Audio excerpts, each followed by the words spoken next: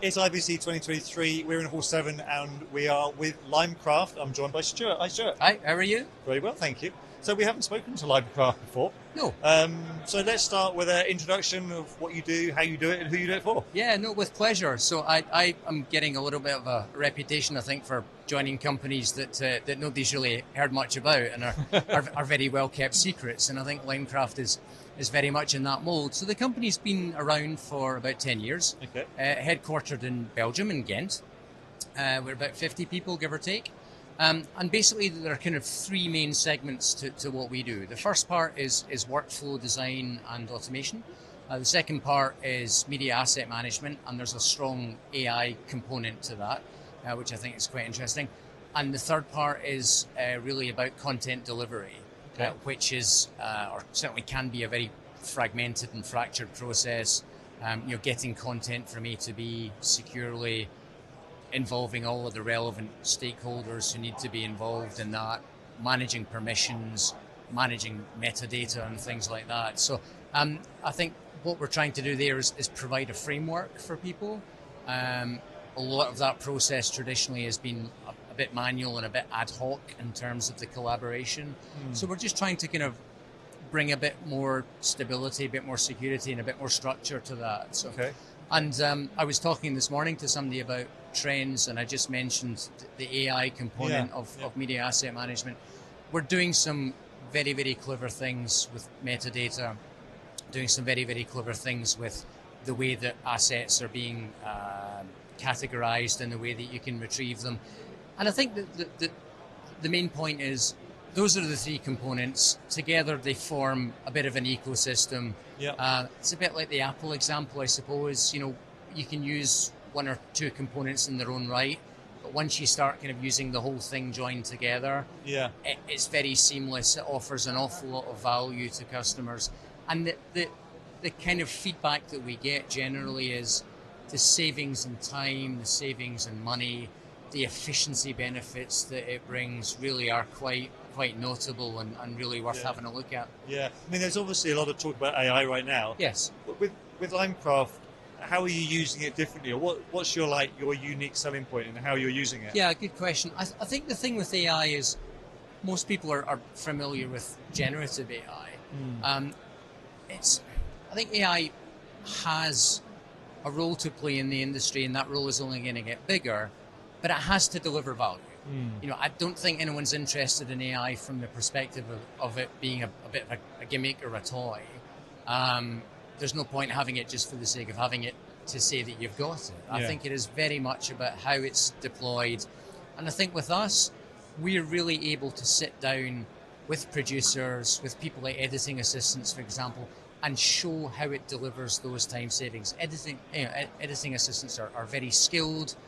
They're very rare. They're in demand. They can be quite expensive, I guess, as a resource. So anything that can be done to make their lives easier, to help them work faster and more efficiently, that helps to cut down overall production time. Yeah.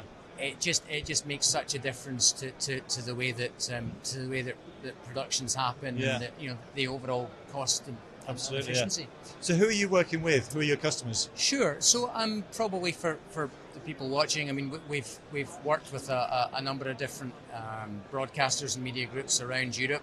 It's tended to be the UK, Benelux, and the Netherlands. So we've been working with people like ITV. We do some work with Associated Press, Warner Brothers, although I suppose they're a little bit more US centric.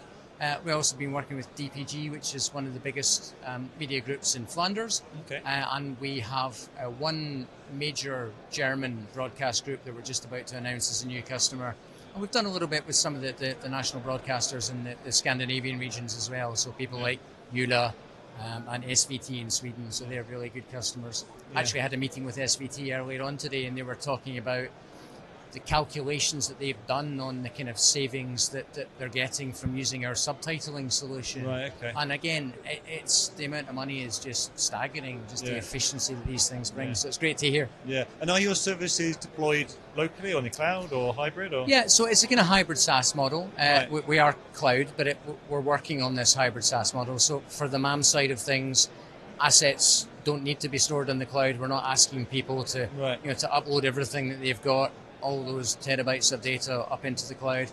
It's all local storage, but through private cloud, you can use your browser, you can get into the system, search, and then edit from there. So I think it's quite a flexible model. I think it meets the needs of what broadcasters need and are looking for.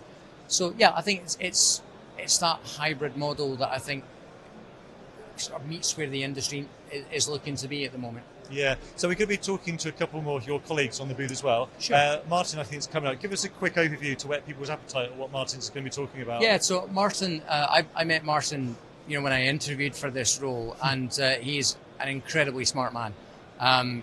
So the thing that I really enjoyed about chatting with him at the time, and any time that we're chatting afterwards, he's co-founder. He comes from VRT, which is the Belgian national broadcaster, as do the other two co-founders. And he has really been so heavily involved in the development of the platform. And he's going to talk about that third part of the pie that I mentioned earlier, which is the delivery workspace. Right. Okay. And I think what we are doing in that area is incredibly important. We're really optimistic about it. So I think he's going to give everyone a flavour of how that works and what the benefits are. Fantastic. So until then, where can people find out more information online? Yeah, so everything that anybody needs is all on the website, and that is limecraft.com. Fantastic. Check out the website. If you're at IBC, come to Hall 7 and talk to Stuart and Martin and the team here about all the solutions. And look out for that other video on the channel with Martin talking about the delivery solutions they offer.